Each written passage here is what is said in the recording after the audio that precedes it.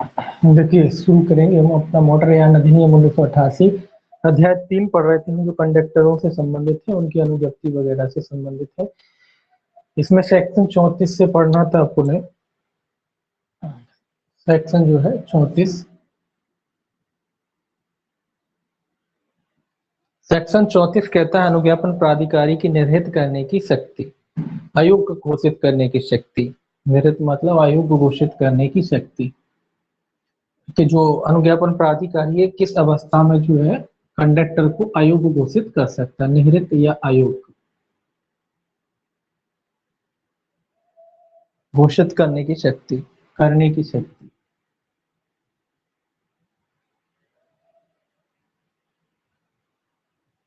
Conductor को वो कौन सी अवस्था है जब अनुज्ञापन प्राधिकारी उसको निर्योग्य घोषित कर सकता है या अयोग्य घोषित कर सकता है। पहला कहता है, देखिए, यदि किसी अनुज्ञापन प्राधिकारी की यह राय है कि कंडक्टर के रूप में किसी कंडक्टर अनुज्ञप्ति के धारक के पूर्व आचरण के कारण यह आवश्यक है कि उसे कंडक्टर अनुज्ञप्ति धारण करने अथवा अभिप्राप्त करने से निर्हित कर दिया जाए, तो वह ऐसे कारणों से जो लिखित किए जाएंगे उस व्यक्ति को कंडक्टर अनुज्ञप्ति धारण करने या अभिप्राप्त करने के लिए विनिर्दिष्ट अवधि के लिए जो 1 वर्ष से अधिक की ना होगी निर्हित करने का आदेश देगा। परंतु तो आप जानते ही हैं इसमें लिखा है, परंतु अनुज्ञप्ति के धारक को निर्हित करने के पूर्व अनुज्ञापन प्राधिकारी ऐसी अनुज्ञप्ति धारण करने वाले व्यक्ति को सुनवाई का युक्तियुक्त अवसर देगा। तो ये कह रहा है पूर्व आचरण, लिखित में पूर्व आचरण, पूर्व आचरण। अनुज्ञापन प्राधिकारी जो कंडक्टर है उसके पूर्व आचरण को ध्यान में रखते हुए, लिखित में पूर्व आचरण को ध्यान में रखते हुए, पूर्व आचरण को ध्यान रखते हुए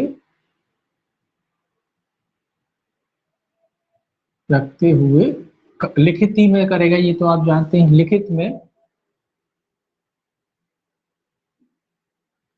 लिखित में जो है उसको अनुज्ञप्ति के कुल मिला के अयोग्य घोषित कर सकता है। कितनी अवधि के लिए, ये याद रखने वाली बात है आपको कि 1 वर्ष से अनधिक अवधि के लिए, 1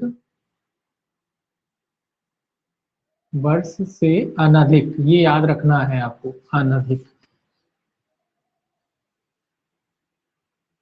अवधि के लिए। निर्हित लिख लीजिए या अयोग्य लिख लीजिए, कई बात है, निर्हित कर सकता है। तो कुल मिला के 1 वर्ष की अवधि के लिए जो है उसका लाइसेंस एक तरीके से अयोग्य घोषित कर सकता है, या कह लीजिए सस्पेंड टाइप का है, उसको सस्पेंड कर सकता है 1 वर्ष की अवधि के लिए उसके लाइसेंस को। कब? उसके आचरण को देखते हुए, पूर्व का जो आचरण है, अगर अनुज्ञापन प्राधिकारी को लगता है कि इसका आचरण ठीक नहीं था तो उसके आचरण के आधार पर 1 वर्ष से अनधिक अवधि के लिए, मतलब अधिकतम अवधि है 1 वर्ष, तो 1 वर्ष की अवधि के लिए जो है उसको, जो अनुज्ञप्ति है उसको क्या कर सकता है, अनुज्ञप्ति से उसको निर्हित कर सकता है या उसको अयोग्य घोषित कर सकता है 1 वर्ष की अवधि के लिए। लिखित में तो करेगी, कारण लिखबद्ध करते हुए कि भाई किस वजह से जो है उसको अयोग्य घोषित वो कर रहा है। परंतु सिंपल है, परंतु आप जानते हैं जब भी किसी व्यक्ति, कोई भी व्यक्ति है तो एक पक्षी कार्रवाई तो की नहीं जाती, तो उस व्यक्ति को यानी कि जो कंडक्टर है उसको भी सुनवाई का अवसर दिया जाएगा कि उसकी जो अनुज्ञप्ति है उसके बारे में अगर वो कोई पक्ष रखना चाहता है जो अयोग्य घोषित कर रहा है जिसके लिए, या निर्हित घोषित कर रहा है जिसके लिए, वो अपना कारण रख सके, तो उसको भी सुनवाई का मौका देगा। तो आपके लिए ये इंपॉर्टेंट है कितने वर्ष की, ये क्वेश्चन इसमें से यही बनेगा कि उसके आचरण के आधार पर या पूर्व आचरण के आधार पर जो है अनुज्ञापन प्राधिकारी कितनी अवधि के लिए कंडक्टर को निर्योग्य घोषित कर सकता है। तो आपको याद रखना है कि 1 वर्ष से अनधिक की अवधि के लिए उसको निर्योग्य घोषित कर सकता है। दूसरा देखिए, इसमें दूसरा कहता है ऐसे किसी आदेश के दिए जाने पर यदि कंडक्टर अनुज्ञप्ति के धारक द्वारा द्वारा उस कंडक्टर अनुज्ञप्ति का पहले ही अव्यर्पण नहीं कर दिया गया है तो वह उसे उस अनुज्ञापन प्राधिकारी को तुरंत अभ्यर्पित कर देगा जिसने वह आदेश दिया है, और वह प्राधिकारी उस अनुज्ञप्ति को तब तक अपने पास रखेगा जब तक निरस्ता समाप्त नहीं हो जाती या हट नहीं जाती। ये सिंपल सी बात कह रहा है कि जब तक पूर्व में अगर पहले ही अनुज्ञप्ति जो है उसको अधिहरित नहीं कर लिया गया हो पहले ही अभ्यर्पण नहीं कर लिया गया, पहले ही अगर अभ्यर्पित नहीं कर ली गई तो जो कंडक्टर है उसकी क्या जिम्मेदारी है कि वो जो अनुज्ञप्ति है उसको क्या करेगा, वो कंडक्टर जो है अनुज्ञापन प्राधिकारी को जो भी अनुज्ञप्ति है उसको सौंप देगा। और जो अनुज्ञापन प्राधिकारी है उसको कब तक धारण करेगा, जब तक वो अयोग्यता रहती है, जब तक अयोग्यता बनी रहती है। ये कौन धारण करके रखेगा, अनुज्ञापन प्राधिकारी अपने पास वो धारण करके रखेगा। जब तक अयोग्यता बनी रहती है तब तक वो उसकी अनुज्ञप्ति को अपने पास धारण करके रखेगा। और कब तक धारण करके रखेगा, जब तक कि वो अयोग्यता बनी रहती है तब तक वो अनुज्ञप्ति को अपने पास धारण कर करके रखेगा।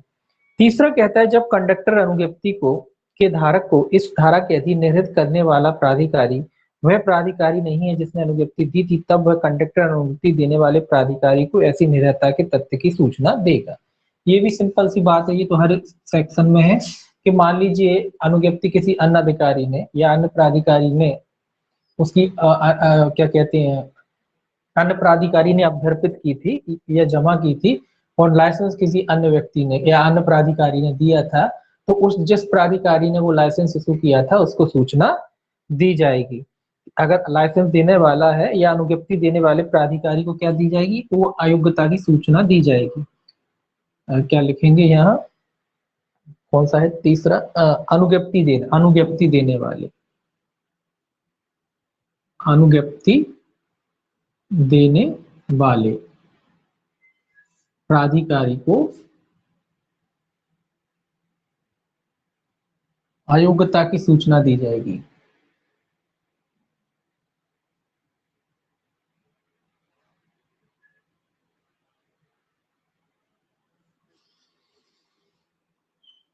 ये भी सिंपल है, ये तब जब किसी अन्य व्यक्ति ने उसको अयोग्य घोषित किया हो, या अन्य प्राधिकारी कहेंगे, अन्य प्राधिकारी ने अयोग्य घोषित किया हो, तो जिस प्राधिकारी ने भी लाइसेंस इशू किया था उसको उसकी अयोग्यता की सूचना देनी पड़ेगी। चौथा देखिए, चौथा कहता उपधारा 1 के अधीन दिए गए आदेश से व्यथित कोई व्यक्ति अपने पर आदेश की तामील होने से 30 दिन के भीतर विहित प्राधिकारी को अपील कर सकेगा। जो ऐसे व्यक्ति और उस प्राधिकारी को जिसने आदेश दिया है सुनवाई का अवसर देने के पश्चात अपील का विनिश्चय करेगा और अपील प्राधिकारी का विनिश्चय उस प्राधिकारी पर आबद्ध कर होगा जिसने वह आदेश दिया था। ये सिंपल सी बात है, ये अपील का अधिकार है किसका, कंडक्टर का। अगर वो व्यथित है उससे, उसको लगता है कि भाई मेरे साथ ज्यादती की जा रही है, तो वो उसको कहाँ कर सकता है, वो उसकी अपील कर सकता है विहित प्राधिकारी को। कहाँ, विहित प्राधिकारी को 30 दिन के भीतर, 30 दिन के भीतर अपील कर सकेगा।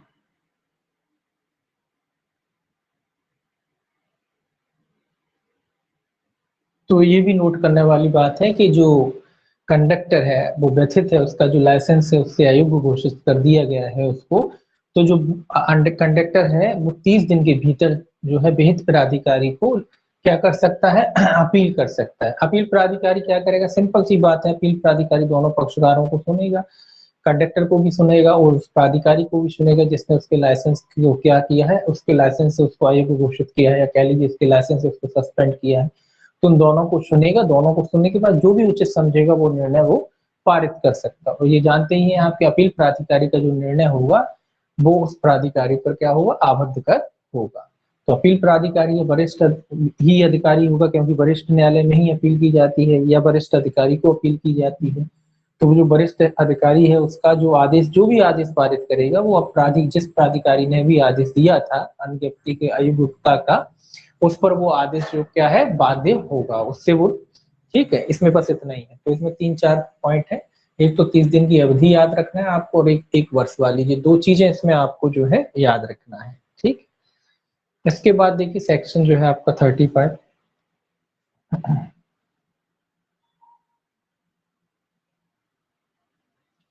सेक्शन जो 35 है वो कहता है न्यायालय की निरस्त करने की शक्ति। यहाँ कौन कर रहा था, यहाँ आयोग घोषित कर रहा था प्राधिकारी, और यहाँ कौन कर रहा है, न्यायालय।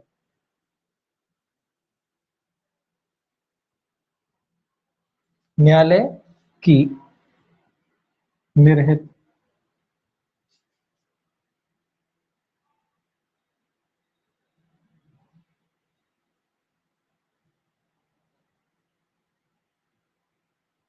ये तो आप जानते हैं कि भाई न्यायालय कब करता है, न्यायालय कोई मामला चल रहा हुआ तब करता है। देखिए इसमें पहला क्या कहता है, पहला कहता है जब कंडक्टर अनुज्ञप्ति को धारण करने वाला कोई व्यक्ति इस अधिनियम के अधीन किसी अपराध के लिए दोषित किया जाता है, तब वह न्यायालय जिसने उसे दोषित किया है विधि द्वारा प्राधिकृत कोई अन्य दंड अधिरोपित करने के अतिरिक्त उस व्यक्ति को जो इस प्रकार दोषित किया गया है कोई कंडक्टर अनुज्ञप्ति धारण करने से उतनी अवधि के लिए जितनी वह न्यायालय ठीक समझे या विनिर्दिष्ट करे निरस्त घोषित कर सकता है। ये तो आप जानते हैं न्यायालय कब करता है, जब कोई बात चल रहा हो या कोई कार्रवाई चल रही हो या कोई विचारण चल रहा हो न्यायालय के समय, उस समय न्यायालय आयोग घोषित करता। तो यहाँ यही लिखा है कि जब किसी व्यक्ति को इस अधिनियम के तहत दोषित किया जाता है, क्या किया जाता है, दोषित किया जाता है, दोष सिद्धि पर, ठीक, दोष सिद्धि पर कौन कर सकता है, न्यायालय कर सकता है। जो भी व्यक्ति कंडक्टर अनुज्ञप्ति धारण किए हुए, अगर मान लीजिए कोई कंडक्टर ने कोई अपराध किया है और वो इस अधिनियम के तहत दोषी पाया जाता है, तो न्यायालय दंडादेश के साथ साथ उसकी अनुज्ञप्ति को भी क्या कर सकता है, अनुज्ञप्ति के से भी क्या कर सकता है, उसे निरस्त कर सकता है दंडादेश के साथ साथ, के साथ अनुज्ञप्ति से, अनुज्ञप्ति धारण करने से आयोग घोषित कर सकता है, ठीक है, आयोग घोषित कर सकता है। अब बात आती कि कितनी अवधि तक, जितनी अवधि के लिए न्यायालय ठीक समझे, कितनी अवधि तक कर सकता है, यहाँ अवधि नहीं लिखी कि कितनी अवधि, तो जितनी अवधि की, या कहते हैं उसमें विनिर्दिष्ट लिखा, विनिर्दिष्ट का मतलब जितनी भी अवधि न्यायालय घोषित करे उतनी अवधि की, जितनी अवधि न्यायालय घोषित करे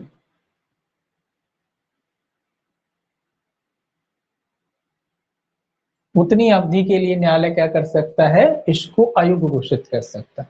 यहाँ अवधि इसीलिए नहीं खोली, मान लीजिए 2 साल का है तो 3 साल का है, जितना भी है तो न्यायालय दे सकता है। तो यहाँ न्यायालय के लिए अवधि नहीं है, न्यायालय कितनी भी अवधि के लिए जो विनिर्दिष्ट की जाएगी या जो बताई जाएगी आदेश में, उतनी अवधि के लिए क्या कर सकता है, निरस्त घोषित कर सकता है। यहाँ और यहाँ में अंतर बस इतना है कि ये दोष सिद्धि पर हो रहा है और ये आचरण के कारण हो रहा है, ये पूरा आचरण जो है उसके, दोनों में अंतर ये है, ये सक्षम प्राधिकारी कह लीजिए या प्राधिकारी कह लीजिए, अनुज्ञप्ति प्राधिकारी कह लीजिए, और ये किसके द्वारा किया जा रहा है, ये न्यायालय के द्वारा किया जा रहा है। ये 1 वर्ष के लिए किया जा रहा है अधिकतम, और इसमें क्या है, इसमें कोई अवधि नहीं है, इसमें जितनी न्यायालय अवधि वो निर्दिष्ट करेगा उतनी अवधि के लिए उसका जो लाइसेंस है सस्पेंड किया जा सकता है। दूसरा पॉइंट इसमें जो और है क्लॉज, ये कहता है वह न्यायालय जिसमें इस अधिनियम के अधीन अपराध के लिए वही किसी दोष सिद्धि की अपील होती है, निचले न्यायालय द्वारा दिए गए निर्भरता के किसी आदेश को अपास्त कर सकेगा या उसमें परिवर्तन कर सकेगा, और वह न्यायालय जिसमें मामूली तौर पर ऐसे न्यायालय से अपीलें होती हैं उस न्यायालय द्वारा दिए गए निर्भरता के किसी आदेश को इस बात के होते हुए अपास्त कर सकेगा या उसमें परिवर्तन कर सकेगा कि उस दोष सिद्धि के विरुद्ध कोई अपील नहीं होती है जिसके संबंध में आदेश दिया गया है। तो ये कहता है अपील न्यायालय, अपील न्यायालय, बस इतना याद रखें, अपील न्यायालय आदेश में परिवर्तन कर सकता है या उसे रद्द कर सकता है, इतना याद रखें, आदेश में परिवर्तन कर सकता है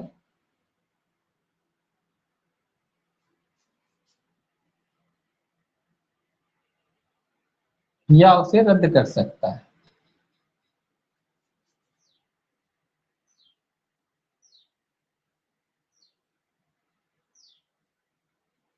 जो भी अपील न्यायालय है कुल मिला के इसका वरिष्ठ न्यायालय ही होगा, तो जो भी वरिष्ठ न्यायालय है जहां अपील होती है, अगर वो चाहता है, वो अपील न्यायालय चाहता है, तो जो आदेश ऊपर के न्यायालय ने दिया था, या कह लीजिए जो उसके नीचे के न्यायालय, सॉरी नीचे के न्यायालय ने जो आदेश दिया था, उस न्यायालय के आदेश को क्या कर सकता है, उसको परिवर्तित कर सकता है, और चाहे तो उसके आदेश को रद्द भी कर सकता है। भले ही ये बात बाद में आए कि जिस अपराध के लिए उसे दूषित किया गया उसकी कोई अपील ही नहीं होती, तो भी वो अनुज्ञप्ति के मामले में क्या कर सकता है, उसकी अनुज्ञप्ति को फिर से वापस बहाल कर सकता है या जैसा न्यायालय ने आदेश दिया वैसा कर सकता है। तो जो भी वो आदेश देना चाहे ठीक अपील न्यायालय वैसा आदेश कर सकता है, परिवर्तन कर सकता है, संशोधन कर सकता है, जो अपील न्यायालय करते हैं सामान्यतः। तो वो उसमें से जो भी आदेश ठीक लगता है अपील न्यायालय को वो आदेश वो जारी कर सकता है। ठीक है, अब जो है आपका धारा 36, इसको थोड़ा समझाएं।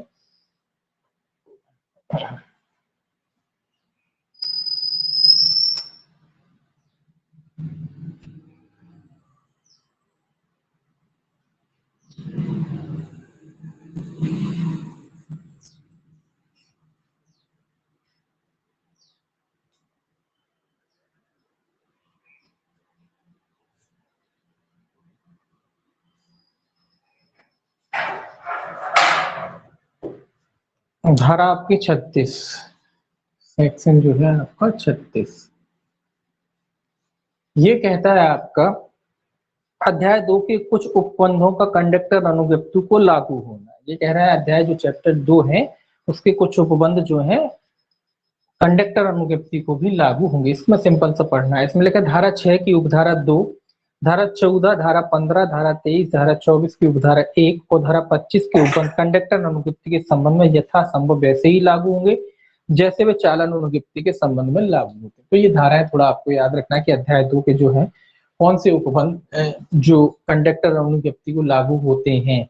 तो ये कहता है अध्याय धारा 6 के उपबंध, धारा 6 की उपधारा, धारा 6 की उपधारा 2 या कह लीजिए धारा 6(2) के उपबंध, धारा 14, धारा 15, धारा 23, धारा 24 1 के उपबंध जो है, और धारा 25 भी है। धारा 25 के जो उपबंध है जो चालन अनुज्ञप्ति से संबंधित है वो सारे उपबंध यहाँ भी कंडक्टर अनुज्ञप्ति के मामले में भी लागू होंगे। जैसे वहां लागू होते हैं वैसे यहाँ भी लागू होंगे, तो इसमें कुछ खास नहीं। इसके बाद आपका आता है सेक्शन 37।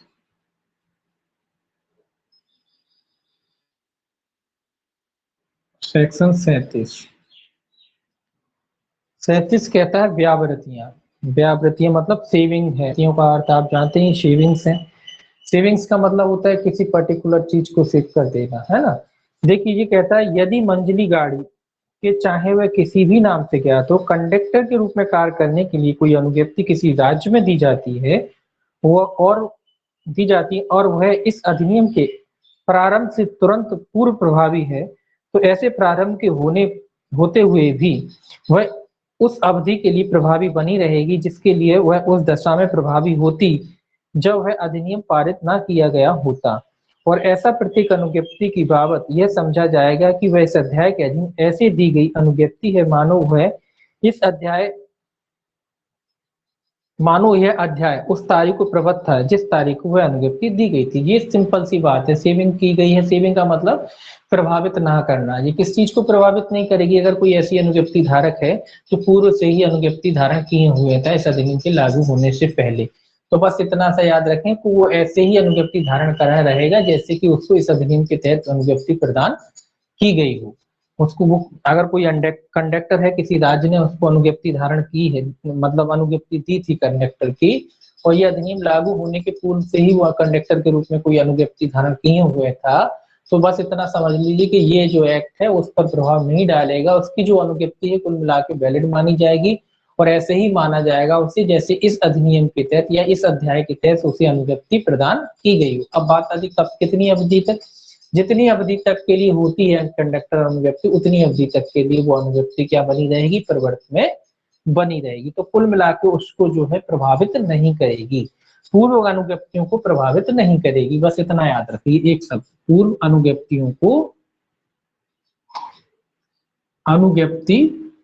को प्रभावित नहीं करेगा।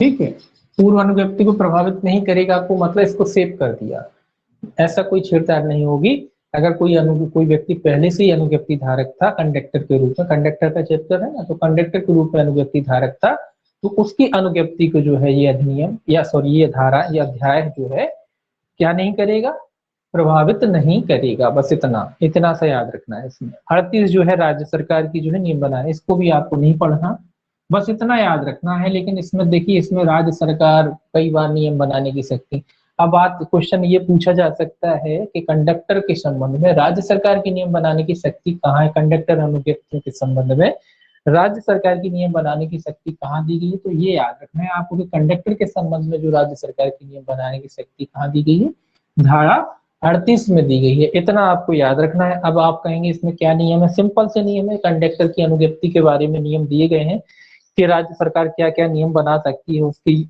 है ना। कंडक्टर किन व्यक्ति को हो सकता, कौन व्यक्ति हो सकता है, अनुज्ञापन प्राधिकारी कौन से काम करेगा, ये सारे जो रहते हैं कंडक्टर से जुड़ी हो उनके बारे में जो जो राज्य सरकार क्या कर सकती, नियम बना सकती।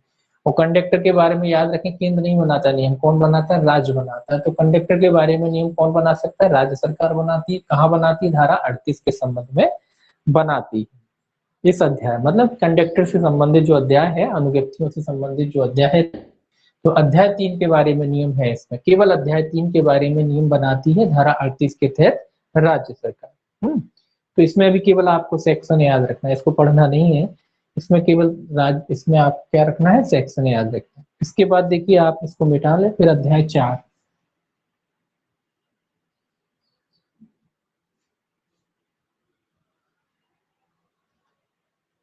अब अध्याय 4 भी इंपॉर्टेंट है। अध्याय 4 क्या कहता है, मोटर यानों का रजिस्ट्रेशन। मोटर यानों का रजिस्ट्रीकरण या रजिस्ट्रेशन से संबंधित है भैया। ये कहता है बगैर रजिस्ट्रेशन के आप वाहन बगैर क्या कहते हैं वाहन आदि नहीं चला सकते, क्योंकि सेक्शन 39 है इसमें। सबसे पहला सेक्शन इसका क्या है, 39, रजिस्ट्रीकरण की आवश्यकता। ये कहता है रजिस्ट्रीकरण की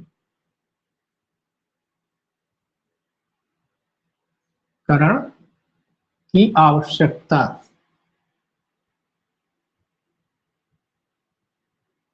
काय से संबंधित है, रजिस्ट्रीकरण से। कुल मिला के आपको याद रखना है कि रजिस्ट्रीकरण से संबंधित है। ये जो धारा है काय से संबंधित है, रजिस्ट्रीकरण से संबंधित है। काय का रजिस्ट्रीकरण, वाहनों को पढ़ रहे हैं, यानों को पढ़ रहे हैं, तो यानों का ही रजिस्ट्रीकरण की बात है। ये कहता है किसी सार्वजनिक स्थान में अथवा किसी अन्य स्थान में किसी मोटर यान को कोई व्यक्ति तभी चलाएगा और कोई मोटर यान का स्वामी तभी चलवाएगा या चलाने की अनुज्ञप्ति देगा जब वह यान इस अध्याय के अनुसार रजिस्ट्रीकृत हो तथा यान को रजिस्ट्रीकरण प्रमाण पत्र निलंबित या रद्द न किया गया हो या यान पर रजिस्ट्रीकरण चिन्ह विहित रीति से प्रदर्शित हो, परंतु इस धारा की कोई बात ऐसी शर्तों के अधीन रहते हुए जो केंद्र सरकार द्वारा विहित की जाए किसी व्यवहारी के कब्जे में के मोटर यानों को लागू नहीं होगी। देखिए ये क्या कह रहा है, ये सिंपल सी बात कह रहा है कि कोई भी व्यक्ति किसी सार्वजनिक स्थान पे या अन्य स्थान पे, सार्वजनिक स्थान पर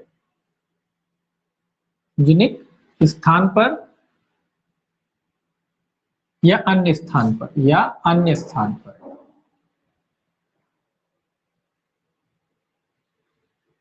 किसी भी वाहन को ना तो चलाएगा ना ही चलवाएगा।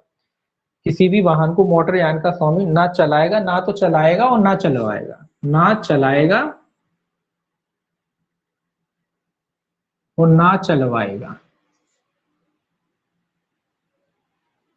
कब तक नहीं चलवाएगा, जब तक वो इस अधिनियम के तहत रजिस्ट्रीकृत ना हो या फिर उसकी जो है जो अनुज्ञप्ति है वो निलंबित या रद्द ना कर दी गई हो। कब तक नहीं चलवाएगा, जब तक वह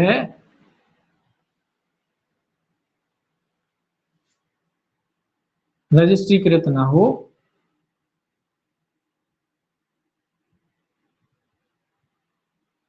या निलंबित ना कर दिया गया हो। दोनों ही चीज है, ना कर दी गई हो। तो कुल मिला के ये है, एक तो रजिस्ट्रीकृत नहीं है आपकी, आपने वाहन खरीदा रजिस्ट्रीकृत नहीं कराया, उसे तो नहीं चला सकते आप, ना ही उसको चलवा सकते हैं किसी से, है ना। या मान लीजिए आपका लाइसेंस जो है सस्पेंड हो चुका है, निलंबित हो, तो जो निलंबन की अवधि होती है उस अवधि में भी जो है आप वाहन को ना तो चला सकते हो ना चलवा सकते। तो ये याद रखना है कि बगैर रजिस्ट्रीकृत वाहन को आप नहीं चला सकते, सार्वजनिक स्थान पर भी नहीं चला सकते और किसी अन्य स्थान पर भी उसको नहीं चला सकते। दोनों ही बातें आई हैं, सार्वजनिक स्थान और अन्य स्थान पर। आप ऐसे नहीं कह सकते कि बोले हम कोई पर्टिकुलर एरिया में चला रहे हैं, ना तो ना सार्वजनिक स्थान पर चला सकते हो ना किसी अन्य स्थान पर उसे चला सकते हैं। लेकिन परंतु कहता है, परंतु इस धारा की कोई बात ऐसी शर्तों के अधीन रहती है जो केंद्र सरकार द्वारा विहित की जाए, किसी व्यवहारिक कब्जे में के मोटर यानों को लागू नहीं होगी। व्यवहारी मतलब डीलर, केंद्र सरकार व्यवस्था कर सकती है। व्यवहारी जो होता है, व्यवहारी का अर्थ क्या होता है, केंद्र सरकार द्वारा विहित किसी व्यवहारी पर लागू नहीं होगी, लागू नहीं होगी। व्यवहारी मतलब डीलर पे लागू नहीं होगी। आपने देखा होगा, ऐसा नहीं कि अब डीलर पे तो हजारों गाड़ियां आती हैं, है ना। एक डीलर है, मान लो एक कार का डीलर है, एक मोटरसाइकिल का डीलर है, वाहन का मतलब सभी वाहन आते हैं, है ना। अब वो डीलर है, उसकी गाड़ियां जाती हैं, या डीलर होते हैं, सब डीलर होते हैं, तो उन पर ये जो धारा है, जो केंद्र सरकार नियम बना सकती है, तो उन पर ये धारा लागू नहीं होती। क्यों लागू नहीं होती कि अब उस पर हजार, वो केवल बेचने के लिए जा रहा है ना, वो निजी उपयोग के लिए तो रखता नहीं है। व्यवहारिक जो होता है, वो गाड़ियों को अपने निजी उपयोग के लिए तो ले नहीं जाता कि सारी हजारों जो गाड़ियां आ रही हैं उनका वो इस्तेमाल करेगा, या निजी उपयोग के लिए करता है तो फिर वो उस पर भी लागू होगी, वो एक अलग बात हो जाती है।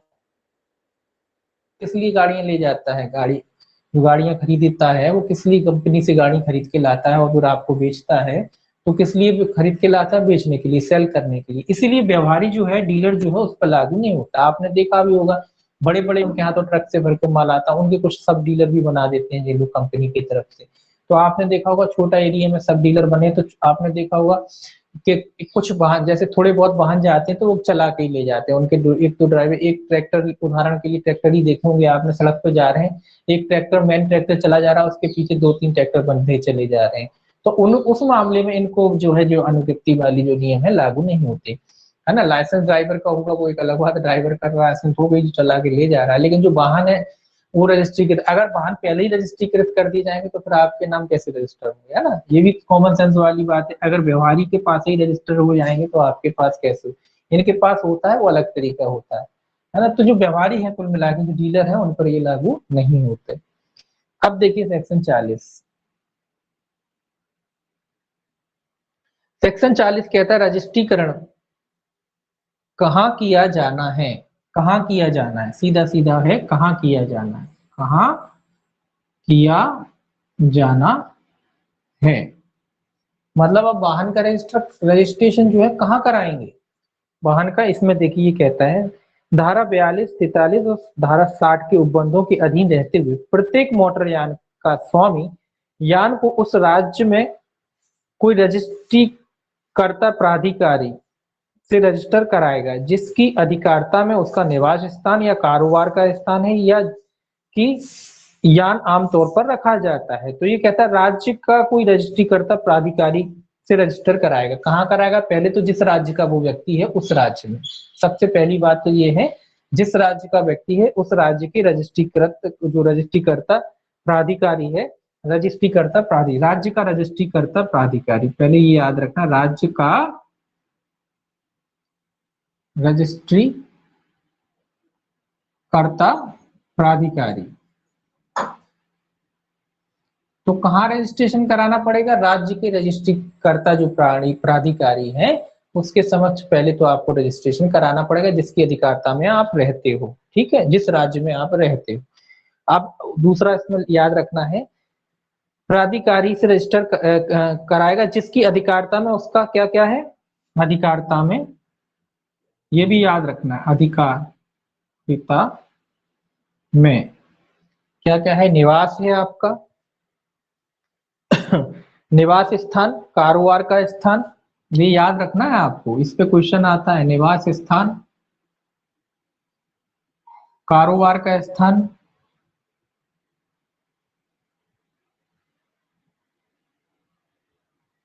कारोबार का स्थान, या फिर जहां वाहन रखा जाता है, कहाँ गया, या जहां आमतौर पर यान रखा जाता है, यान रखा जाता है, रखा जाता है। तो ये याद रखना है आपको, ये इंपॉर्टेंट है कि भाई वाहन का रजिस्ट्रेशन कहाँ कराओ। सिंपल सी बात है, आप भी जानते हो कि जिस राज्य के होते हो आप, उसी राज्य में आपको रजिस्ट्रेशन कराना पड़ता है। कहाँ कहाँ करा सकते हो, जहां आप रहते हो, या फिर जहां कारोबार करते हो, या फिर जहां आपको वाहन चलाना है, या कह लीजिए जहां वाहन रखा जाता है। इन तीनों जगहों में से किसी भी जगह क्या करा सकते हो आप, अपने वाहन का रजिस्ट्रेशन करा सकते हो। कहाँ कहाँ करा सकते हो? निवास स्थान पे, कारोबार के स्थान पे, या फिर जहाँ पे यान रखा जाता है, वाहन रखा जाता है वहां पे आप क्या कर सकते हो? उस वाहन का रजिस्ट्रेशन करा सकते हो। तो कहाँ कराएंगे वाहन का रजिस्ट्रेशन? जिस राज्य में आप रहते हैं पहला, तो उस राज्य में भी उस प्राधिकारी, जो रजिस्ट्रीकृत प्राधिकारी है, उसकी अधिकारिता की जो निवास स्थान है, आपका घर है, आपका मान लो ये कारोबार क्यों आया है, मान लो आप घर के लिए निजी उपयोग के लिए ले रहे हैं, तो जहाँ घर है वहां से कराएंगे, स्वाभाविक सी बात है कि आप वहीं कराएंगे।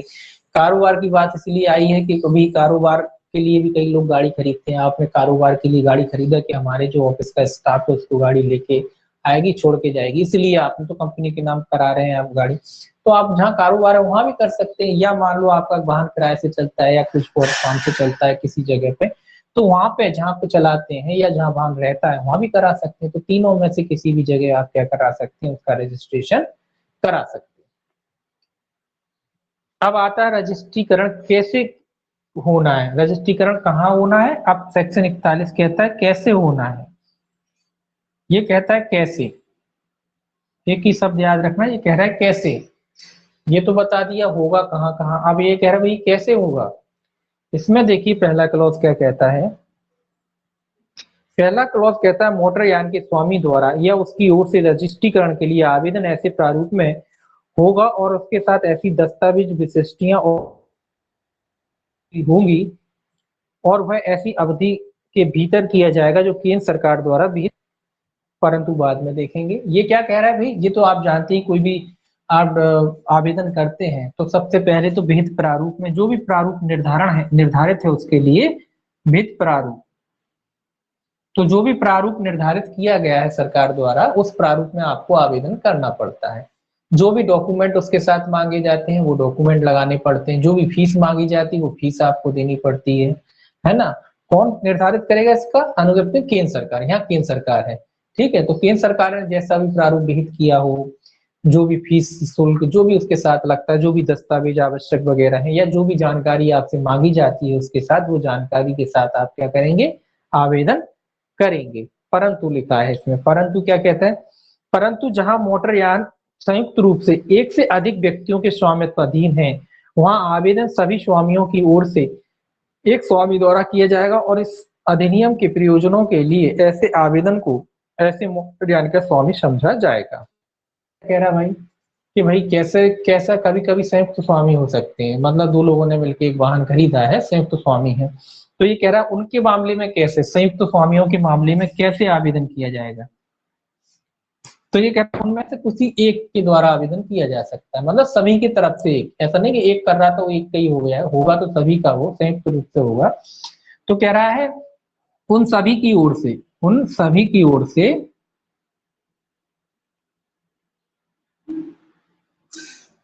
एक स्वामी द्वारा आवेदन किया जा सकता है, एक द्वारा, ठीक है। तो एक द्वारा क्या किया जा सकता है? दो स्वामी है, मान लो अपन दो लोगों ने मिलकर गाड़ी खरीदी, उनमें से कोई एक स्वामी जाकर के आवेदन कर सकता है, और ऐसा माना जाएगा कि ये जो आवेदन है दोनों की तरफ से किया गया है। और इस अधिनियम के प्रयोजनों के लिए ऐसे आवेदन को ऐसे, और इस अधिनियम के प्रयोजन के लिए ऐसे आवेदक को ऐसे मोटरयान का स्वामी समझा जाएगा। तो जो भी आवेदक है उसको क्या समझा? स्वामी समझा जाएगा। स्वामी, जो भी आवेदक है उसको क्या समझा जाएगा? मोटरयान का स्वामी समझा जाएगा। सिंपल सी बात है। अब दूसरा परंतु और है इसमें, परंतु यह और की नए मोटरयान की दशा में राज्य में रजिस्ट्रीकरण के लिए आवेदन ऐसे मोटरयानों के डीलर द्वारा किया जाएगा यदि नए मोटरयान को उसी राज्य में रजिस्ट्रीकृत किया जा रहा है जिसमें डीलर अवस्थित है। अब ये नया प्रोविजन जुड़ा है, अभी जुड़ा है, ठीक है ना। तो ये सबसे इंपॉर्टेंट प्रोविजन जुड़ा है कि जो नए वाहन खरीदे जाएंगे अब, उसके लिए आपको आवेदन अब करने की जरूरत नहीं, अब सीधा सीधा डीलर के माध्यम से ही आवेदन होगा। तो ये सबसे इंपॉर्टेंट जो है परंतु जुड़ा है इसका, परंतु और ये कहता है कि नए वाहनों के रूप में, ये इंपॉर्टेंट है, याद रखना है, नए वाहन, आप नई गाड़ी खरीदने जाते हैं, नए वाहन के रूप में डीलर के द्वारा, सीधी सी बात है, डीलर कहाँ गया परंतु, एक और, नए वाहन रजिस्ट्रीकृत किया गया मोटरयान के डीलर, डीलर द्वारा लिख दिया मैंने, डीलर द्वारा तो ये इंपॉर्टेंट है, ये अब नया प्रोविजन कर दिया गया कि जब भी आप नया वाहन खरीदने जाते हैं और अपने राज्य के ही अंदर अगर वाहन खरीद रहे हैं मान लीजिए, और जो डीलर है आपके राज्य के भीतर का ही है, तो जो आपको आवेदन करने की जरूरत नहीं है। अब आपकी तरफ से आवेदन कौन करेगा, आपको सीधा फीस, बस फीस वगैरह जो लगती है और जो डॉक्यूमेंट वगैरह मांगे जाते हैं वो देने पड़ेंगे, और डायरेक्ट जो है आपके आपके सारे डॉक्यूमेंट वगैरह इनको उपलब्ध करा देंगे डीलर को, और डीलर की ही तरफ से आपके नाम से क्या किया जाएगा, वाहन के रजिस्ट्रेशन के लिए आवेदन किया जाएगा। तो ये इंपॉर्टेंट जुड़ा है अभी नया। आप कहोगे पहले भी करा देते, पहले तो कराते थे तो ऑप्शनल था, आप कराना चाहो डीलर को दे दो तो वो करवा के आपको दे देता था, लेकिन अब ये मैंडेटरी हो गया कि अगर आप नया वाहन खरीदोगे डीलर के माध्यम से क्या कराया जाएगा, आपका रजिस्ट्रेशन कराया जाएगा। नए वाहनों के मामले में जो आप नई खरीदने जाओगे तो डीलर के माध्यम से ही आपका क्या होगा, अब रजिस्ट्रेशन होगा। कब होगा, जब डीलर आपके राज्य का हो। मान लो आप एमपी के हैं, कोई यूपी से गाड़ी उठा लाते हैं, नई गाड़ी उठा लाते हैं मान लो, या मान लीजिए किसी यूपी के डीलर से, या मान लो कोई ऐसी गाड़ी है जहां आपको लगता है कि आपकी स्टेट में उसका शोरूम ही नहीं है, और आप दिल्ली से मुंबई से वो गाड़ी उठा के ले आए हैं, है ना, अब वो गाड़ी उठा के ले आए, तो फिर उसके लिए आप आवेदन कर सकते हैं, क्योंकि स्वाभाविक सी बात है उसका डीलर अलग था, यहाँ पे डीलर है ही नहीं, है ना, इस राज्य में डीलर था ही नहीं, आप अदर स्टेट से उठा के ले आए, नई भले ही नई गाड़ी उठा के लाए, है ना। कई गाड़ियां ऐसी हैं जो मान लो यहाँ नहीं बिकती हैं, यहाँ डीलर ही नहीं है, कोई महंगी जो गाड़ियां आती हैं, अब मान लो यहाँ डीलर नहीं है, दिल्ली मुंबई जैसे शहर में डीलर है, तो वहां से लेके आए तो फिर उस मामले में आप करा सकते हैं। तो ये इंपॉर्टेंट फैक्ट है, याद रखना है कि जो नए वाहन खरीदे जाएंगे उनका जो रजिस्ट्रेशन है किसके माध्यम से कराया जाएगा, डीलर के माध्यम से कराया जाएगा। डीलर के माध्यम से मतलब डीलर से सारी सारी जानकारी जो आपकी होती है कहाँ भेजेगा, आरटीओ, जो आरटीओ होता है संबंधित जिले का जहाँ में आप रहते हैं, तो वहां वो सारी आपकी जानकारी वगैरह भेजेगा, शुल्क वगैरह वो सब लेगा, तो आपकी जानकारी भेजेगा, और जैसे ही हो जाएगा फिर आपको उसकी सूचना भी दे देगा। तो किसके माध्यम से होगा उसका रजिस्ट्रेशन, डीलर के माध्यम से किया जाएगा नए वाहनों के माध्यम, ये याद रखना है आपको। क्वेश्चन आ सकता है कि नए वाहनों का जो रजिस्ट्रेशन है किसके माध्यम से कराया जाएगा, तो आपको याद रखना है कि डीलर के माध्यम से कराया जाएगा।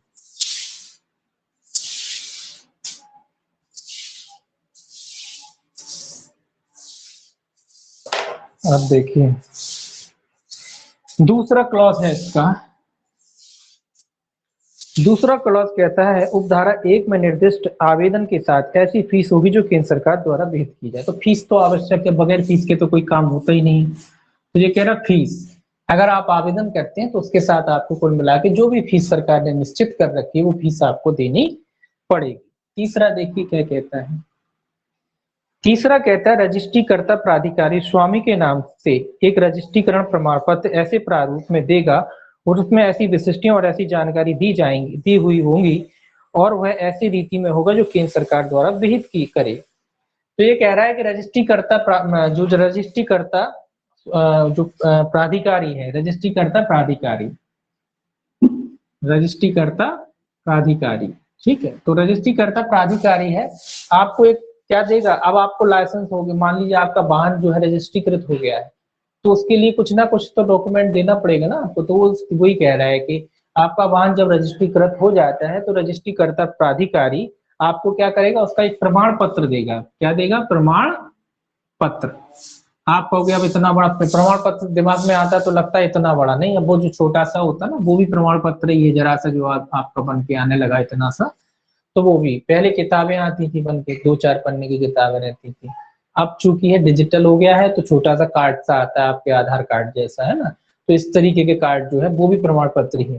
तो इस तरीके का जो है आपको एक प्रमाण पत्र जारी करके देगा, उसमें विशिष्टियां होंगी, विशिष्टियां सिंपल सी रहती है, वाहन का नंबर रहता है, चेसिस नंबर रहता है, आपका नाम रहता है, किस कलर की गाड़ी है वो रहता है, गाड़ी की कैपेसिटी के बारे में रहता है, मतलब इसका कितना सीसी का इंजन है, ये सारी चीजें रहती हैं, गाड़ी के कलर के बारे में रहता है, गाड़ी का लाइसेंस कब इशू किया उसके बारे में जानकारी रहती, कब तक रहेगा उसके बारे में जानकारी रहती।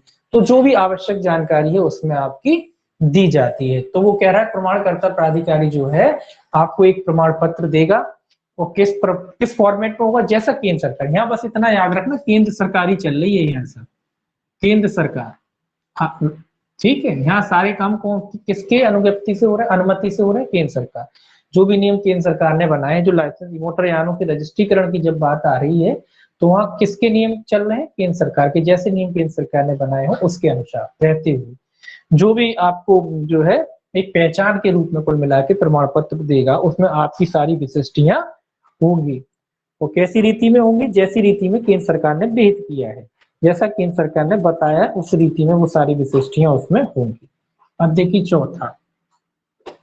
चौथा कहता है रजिस्ट्रीकरण के प्रमाण पत्र में सम्मिलित की जाने वाली अपेक्षित अन्य विशिष्टियों के अतिरिक्त उस मोटर यान का प्रकार भी विनिर्दिष्ट करेगा जो ऐसे प्रकार का है जिसे केंद्र सरकार मोटर यानों के डिजाइन, निर्माण और उपयोग को ध्यान में रखते हुए राजपत्र में अधिसूचना द्वारा विनिर्दिष्ट करे। जो मैंने पहले ही आपको बता दी वही चीज कह रहा है कि प्रमाण पत्र में सम्मिलित की जाने की के लिए अपेक्षित अन्य विशेष मतलब अन्य नाम वगैरह तो हो गई होगा, उसके साथ जो है मोटर यानों के प्रकार, मोटर यान के यान लिख लीजिए, यान के प्रकार प्रकार के बारे में भी लिखा रहेगा कि किस प्रकार का वाहन है, कमर्शियल है कि आपका घरेलू उपयोग के लिए है, निजी उपयोग के लिए, हल्का वाहन है, भारी वाहन है, इस तरीके की जो कैटेगरी बटी होती है उसके बारे में, या यान का प्रकार कि भाई जो कमर्शियल यान है कि आपका जो निजी यान है ना, इस तरीके की जो भी है जो सरकार ने कैटेगरी बना रखी है यानों के बारे में, उस कैटेगरी का भी उसमें क्या होगा वर्णन किया जाएगा। पांचवा कहता है रजिस्ट्रीकर्ता प्राधिकारी उपधारा 3 में निर्दिष्ट प्रमाण पत्र की विशिष्टियां एक रजिस्टर में प्रविष्ट करेगा जिसे ऐसे प्रारूप और रीति में रखा जाएगा जो केंद्र सरकार द्वारा विहित किया जाए। ये अब इनका ऑफिशियल वर्क आ गया। ये क्या कह रहा है, जो भी रजिस्ट्री आपको क्या दिया जाएगा, जो भी अनुज्ञप्ति वगैरह दी गई है, मतलब गाड़ी की जो भी अनुज्ञप्ति वगैरह प्रदान की गई है उसको स्वाभाविक सी बात है रिकॉर्ड में रखा जाएगा। रिकॉर्ड में रखने के लिए क्या करना पड़ेगा, रजिस्टर जो भी इनको केंद्र सरकार ने बनाया हो रजिस्टर में क्या करेगा, दर्ज करेगा। सीधा सा बात है कि जो भी रजिस्टर है केंद्र सरकार ने जो भी बनाया है उस रजिस्टर में केंद्र सरकार ने जैसा भी फॉर्मेट इनके लिए तय कर रखा हो, जो विभागीय बात हो गई अब इसकी आपका काम खत्म, ये अपना काम इसका शुरू कि जो आपको दिया है तो उसके लिए रिकॉर्ड रखना पड़ेगा, रिकॉर्ड के लिए इसको रजिस्टर मेंटेन करना पड़ेगा। तो जो भी रजिस्टर केंद्र सरकार ने विहित कर रखा हो उस रजिस्टर में वो उसको दर्ज करेगा। छठवां कहता है इसका रजिस्ट्रीकर्ता प्राधिकारी उस यान में प्रदर्शित किए जाने के लिए उस यान को इस अधिनियम के में रजिस्ट्रीकरण चिन्ह के रूप में निर्दिष्ट एक पहचान चिन्ह देगा जो ऐसे अक्षरों समूहों में से किसी एक समूह से मिलकर बनेगा और उसके पश्चात ऐसे अक्षर और अंक होंगे जो केंद्र सरकार राज्यपत्र में अधिसूचना द्वारा उस राज्य को समय समय पर आवंटित करती है और उन्हें मोटर यान पर ऐसे प्रारूप और ऐसी रीति में प्रदर्शित किया जाएगा जो केंद्र सरकार द्वारा विहित की जाए, परंतु नए मोटर यान छोड़ दीजिए, परंतु बाद में। ये क्या कह रहा है, पहचान चिन्ह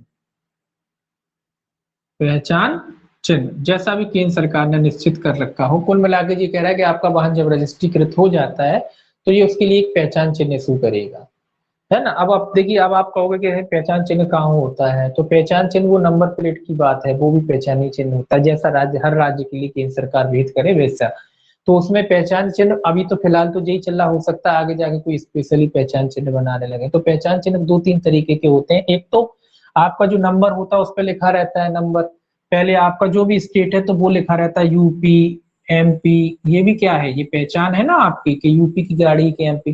फिर उसके बाद जिलों का नंबर रहता है आपका 32 रहता है, 33 रहता है, इस तरीके से जिलों का नंबर रहता है। तो ये भी क्या है, ये पहचान हो गई आपकी कि स्टेट किस स्टेट की गाड़ी है, ये पहचान हो गई कि आपकी किस जिले की गाड़ी है ना। तो इस तरीके की पहचान। दूसरा पहचान रहता है नंबर प्लेट का आकार और साइज। एक पीली प्लेट आती है, एक नॉर्मल प्लेट आती है व्हाइट।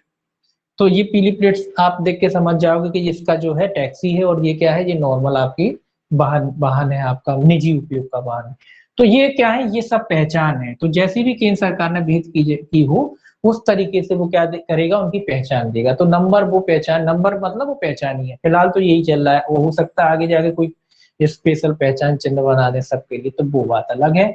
तो फिलहाल ये क्या है, ये इनकी पहचाने हैं। अब ये नंबर प्लेट है, आपने देखा होगा जो आपके कैब वगैरह जो आप बुक करते हो उसमें पीली प्लेट लगी रहती है ना, पीली प्लेट रहती है, वो कहती रहती है आपकी भाड़ा वाली गाड़ियां, और नॉर्मल आपकी कमर्शियल गाड़ी होती है उसमें पीली प्लेट नहीं रहती। तो वो भी क्या है, वो भी पहचान है, वो इस बात की पहचान है कि जैसे आप कमर्शियल गाड़ी है और जो नॉर्मल आपके घर के यूज की। और ये जो है पहचान आगे रहती है, ये आपकी स्टेट की पहचान होती है, ये आपकी जिले की पहचान होती है। उसके बाद गाड़ी का जो नंबर होता है यूनिक, वो गाड़ी की पहचान होती है। तो ये सब चीजें क्या है, पहचान है। नंबर वगैरह, प्लेट वगैरह, ये क्या है, आपकी पहचान है। तो इसी तरीके की पहचान वगैरह इशू करेगा। कुल मिला के ये कह लीजिए कि उसको नंबर इशू करेगा, है ना, नंबर प्लेट इशू करेगा। कहाँ, अगर आपसे ये भी पूछ के आया है क्वेश्चन के नंबर प्लेट किस धारा के तहत, तो याद रखना 6वां क्लॉज है जी आपका, इसी में जो है उसको नंबर प्लेट दे रहा है वो, ठीक है। अब देखिए इसमें नंबर प्लेट भी लिख सकते हैं आप, याद रखने के लिए, अपने याद रखने के लिए। तो नंबर प्लेट है ये 6वें में। अब 7वां देखिए ये क्या कह रहा है, और नहीं 7वां नहीं, परंतु रह गया इसका। परंतु नए मोटरयान की दशा में जिसके लिए रजिस्ट्रीकरण का आवेदन उपधारा 1 के दूसरे परंतों के अधीन किया गया है, ऐसे मोटरयान का या उसके स्वामी को तब तक परिधान नहीं किया जाएगा जब तक ऐसे रजिस्ट्रीकरण चिन्ह मोटरयान पर ऐसे प्रारूप और ऐसी रीति में जो केंद्र सरकार द्वारा विहित किए जाए प्रदर्शित नहीं कर दिया जाता। ये क्या कह रहा है कि भैया कब तक प्रदान नहीं किया जाएगा, जब तक उस पर प्रदर्शित, मतलब अब तो जी नियम बन गया है कि जब नया मोटरयान आप खरीदोगे तो नंबर प्लेट वगैरह जो है, इसमें लिखा है उपधारा 1 के दूसरे परंतों के अधीन किया जाता है, ऐसे मोटरयान का उसके स्वामी को तब तक परिधान नहीं किया जाएगा जब तक उस ऐसा रजिस्ट्रीकरण चिन्ह मोटरयान पर ऐसे प्रारूप और ऐसी रीति में जो केंद्र सरकार द्वारा विहित किया जाए प्रदर्शित नहीं कर दिया जाता। तो ये कह रहा है कि भाई साहब पहले से ही प्रदर्शित करना पड़ेगा, प्रदर्शित, प्रदर्शित क्या करना पड़ेगा, प्रदर्शित करना पड़ेगा आपको, मतलब पहले से ही नंबर चिन्ह लगी हुई गाड़ी मिलेगी। अब आपने रजिस्ट्रेशन कराया, आपको नंबर चिन्ह वगैरह लग के ही गाड़ी क्या होगी, लग के ही गाड़ी आएगी और तभी आपको सौंपी जाएगी। ये भी एक नया नियम है, आप ध्यान रखें कि आपको गाड़ी कैसे मिलेगी। अब गाड़ी खरीदोगे तो सीधा सीधा लगा हुआ जो भी पहचान चिन्ह बनाई है वो पहचान चिन्ह लग के आपको दी जाएगी और तभी आपको सौंपी जाएगी जब उस पर नंबर प्लेट कुल मिला के आ जाएगी, उससे पहले नहीं। तो आप कहोगे कि ऐसे कैसे हो जाएगा, ऐसे ही होगा क्योंकि आप गाड़ी बुक करने जाते हो पहले बुक हो जाती है, उसी समय आपका आवेदन भी हो जाता है और जैसे ही 2-4 दिन में आप जल्दी आ जाया करेगा। तो जैसे जल्दी आया वो सीधा लगा के आपको नंबर प्लेट सहित कैब सौंपी जाएंगी, गाड़ियां सौंपी जाएंगी। ये इसलिए करा गया है कि कई लोग कराते ही नहीं थे, ले गए गाड़ी, कई लोग कराते ही नहीं थे। कई लोग, बहुत से लोग नहीं कराते थे, बोले हमें तो गाँव में चलाना, हम थोड़ी कहाँ जा रहे, तो साल साल 2-2 साल तक रजिस्ट्रेशन ही नहीं करा रहे, बगैर रजिस्ट्रेशन के चला रहे। जब कोई दुर्घटना हो गई, कोई बात हो गई, तब फिर आते थे कि भाई ये नहीं है। तो वो सारी चीजें हैं। तो इसीलिए ये कह रहा है कि आप पहचान चिन्ह जो लगा के, नए वाहनों के मामले में पहचान चिन्ह लगा के ही मिलेगा। अब आपको सौंपा ही गाड़ी तब जाएगी जब उस पर नंबर आ जाएगा, जो यूनिक नंबर जो होता है गाड़ी का, वो पहचान चिन्ह जब लग जाती है उसके आधार पर ही आपको गाड़ी प्रदान की जाएगी। 7वां देखिए क्या कहता है। 7वां कहता है इस अधिनियम के प्रारंभ के पूर्व या पश्चात मोटर यानों के बारे में उपधारा 3 के अधीन किया गया रजिस्ट्रीकरण प्रमाण पत्र इस अधिनियम के उपबंधों के अधीन रहते हुए ऐसे प्रमाण पत्र के दिए जाने की तारीख से या ऐसी अवधि के लिए जो केंद्र सरकार द्वारा विहित की जाए केवल 15 दिन की अवधि तक विधिमान रहेगा, उसका और उसका नवीनीकरण किया जा सकेगा। ये क्या कह रहा है, इस अधिनियम के प्रारंभ के पूर्व या पश्चात मोटर यानों के बारे में धारा 3, उपधारा 3 क्या था, रजिस्ट्रीकरण करने से संबंधित था कि आप आवेदन करते हैं उसके बारे में। तो ये कह रहा है उपधारा 3 के अधीन किया गया रजिस्ट्रीकरण प्रमाण पत्र इस अधिनियम के उपबंधों के अधीन रहते हुए ऐसे प्रमाण पत्र के दिए जाने की तारीख से ऐसी अवधि के लिए जो केंद्र सरकार द्वारा विहित की जाए केवल 15 दिन की अवधि तक विधिमान रहेगा, उसका नवीनीकरण किया जा सकेगा। क्या कह रहा है ये, कि इस अधिनियम के लागू होने के पूर्व या फिर पश्चात अगर ऐसा कोई जो है अनुज्ञप्ति वगैरह, जो लाइसेंस कह रहे हैं, लाइसेंस वगैरह दी गया है, तो बस इसमें अवधि याद रखना है कि उसके नवीनीकरण की अवधि कुल मिला के कितनी है, 15 दिन। 15 दिन, 15 दिन की अवधि के भीतर आपको कुल मिला के क्या कराना पड़ेगा, उसका नवीनीकरण कराना पड़ेगा। नवीनीकरण आपको कितनी अवधि के भीतर उसका नवीनीकरण कराना पड़ेगा, अगर पूर्व से ही था आपका, पहले से ही था, ये अधिनियम के लागू होने से पहले ही आप धारण करे हुए थे, तो ये अधिनियम के लागू होने के 15 दिन की टाइम अवधि मिलेगी आपको। उसके बाद उस वाहन का जो नवीनीकरण कितने दिन के भीतर कराना पड़ेगा, 15 दिन के भीतर उसका नवीनीकरण आपको कराना पड़ेगा, या उस कह लीजिए 15 दिन का आपके पास समय है, आप उसके वाहन का जो है नवीनीकरण वगैरह करा सकते हैं। कितने दिन की अवधि, 15 दिन की। 8वां देखिए इसमें क्या कहता है। 8वां कहता है मोटरयान के स्वामी द्वारा या उसकी ओर से रजिस्ट्रीकरण प्रमाण पत्र के नवीनीकरण के लिए आवेदन ऐसी अवधि के भीतर और ऐसे प्रारूप में किया जाएगा और उसमें ऐसी विशिष्टियां और जानकारी होगी जो केंद्र सरकार विहित करे। ये कह रहा है इसमें अवधि है विहित की जाए, ये भी नवीनीकरण है वो जो वाहन हुए थे। अब आप कहोगे कि भाई कौन सी अवधि, ये जो वाहन का रजिस्ट्रेशन करा रहे हैं आप उस वाहन के बारे में कह रहा है कि भाई सॉरी 15 वर्ष है, ध्यान देख लूं मैं 15 वर्ष है कि 15 दिन है, कौन सा है आपका 7वां? हाँ 7वां था। उपबंधों के अधीन रहते हुए की जाने की तारीख से ऐसी अवधि के लिए केंद्र सरकार द्वारा केवल सॉरी 15 वर्ष है, 15 दिन नहीं 15 वर्ष है, इसको 15 वर्ष के लिए 15 वर्ष है ये अवधि, 15 वर्ष की अवधि है ये, दिन नहीं है 15 वर्ष है। तो कुल मिला के आपका जो वाहन है, वाहन कितने साल के लिए रिन्यू हो जाएगा? 15 वर्ष के लिए। अगर आप उसका नवीनीकरण कराएंगे तो 15 साल के लिए, ये इंपॉर्टेंट है, ये भी फैक्ट इंपॉर्टेंट है, पूछा जाएगा कि वाहन जो रिन्यू होगा कितने साल के लिए रिन्यू होगा? 15 वर्ष। तो ये 15 वर्ष अवधि लिखी है, तो 15 वर्ष की अवधि के लिए क्या किया जाएगा? इसको रिन्यू किया जा सकता है, तो इसको करेक्ट कर लीजिए आप, 15 वर्ष है ये, है ना। तो 15 वर्ष की अवधि के लिए क्या किया जा सकता है? आपके वाहन को रिन्यू किया जा सकता है या उसका नवीनीकरण किया जा सकता है। 8वां क्या कहता है? 8वां कहता है मोटर यानों के स्वामी, ये भी इसके नवीनीकरण से संबंधित है, अवधि के भीतर और ऐसे प्रारूप में किया जाएगा और ऐसी विशिष्टियों और जानकारी होंगी जो केंद्र सरकार द्वारा विहित की जाए। तो मोटरयान के स्वामी या उसकी ओर से रजिस्ट्रीकरण प्रमाण पत्र के नवीनीकरण के लिए आवेदन, तो यहाँ कह रहा है नवीनीकरण के लिए आवेदन आप कब करेंगे? जो भी अवधि विहित की जाती है उस विहित अवधि के भीतर आपको क्या करना पड़ेगा? विहित अवधि, विहित अवधि, विहित अवधि के भीतर आपको क्या करना पड़ेगा? आवेदन करना पड़ेगा। जो भी विहित किया जाए अवधि, उस अवधि के भीतर आपको जो है नवीनीकरण करने के लिए क्या करना पड़ेगा? आवेदन करना पड़ेगा 8वें क्लॉज के अनुसार रजिस्ट्रीकरण प्रमाणकर्ता जो है उसके समक्ष। और किस रीति में कैसे करेंगे? जो केंद्र सरकार ने विहित की हो उस रीति में आपको क्या करना पड़ेगा? आवेदन करना पड़ेगा। 9वां देखिए, 9वां कहता है उपधारा 8 में निर्दिष्ट आवेदन के साथ ऐसी फीस होगी जो केंद्र सरकार, ये तो आप जानते हैं कि जब नवीनीकरण कराएंगे तो उसके लिए भी आपको क्या करना पड़ेगा? फीस या शुल्क का भुगतान करना पड़ेगा। 10वां कहता है धारा 56 के उपबंधों के अधीन रहते हुए रजिस्ट्रीकर्ता प्राधिकारी उपधारा 8 के अधीन आवेदन प्राप्त करने पर रजिस्ट्रीकरण प्रमाण पत्र का नवीनीकरण ऐसी अवधि जो केंद्र सरकार द्वारा विहित की जाए कर सकेगा और उस तथ्य की सूचना यदि वह मूल रजिस्ट्रीकर्ता प्राधिकारी नहीं है तो मूल रजिस्ट्रीकर्ता प्राधिकारी को देगा, परंतु केंद्र सरकार विभिन्न किस्म के लिए नवीनीकरण के लिए भिन्न भिन्न अवधि निश्चित कर सकती है। अब ये नवीनीकरण के बारे में कह रहा है कि जो जो आपने आवेदन दिया था वो अधिकारी को, प्राधिकारी को, तो वो प्राधिकारी है क्या कर सकता है? जितनी भी अवधि तय है उतनी अवधि के लिए आपका जो वाहन का क्या कर सकता है? रजिस्ट्रेशन, वो नवीनीकरण कर सकता है, जो भी अवधि निश्चित की है। अगर मान लो वो इस बात इसमें लिखी है, अगर उसी के द्वारा आपको अनुज्ञप्ति दी गई थी तो कोई बात ही नहीं है। अगर उसके द्वारा अनुज्ञप्ति नहीं दी गई थी और वो उसका नवीनीकरण करता है तो जिस प्राधिकारी ने भी आपको जो है अनुज्ञप्ति दी थी वो उसको क्या करेगा? सूचना उपलब्ध कराएगा कि भाई इस वाहन का क्या कर दिया गया है? इस वाहन का नवीनीकरण कर दिया गया है।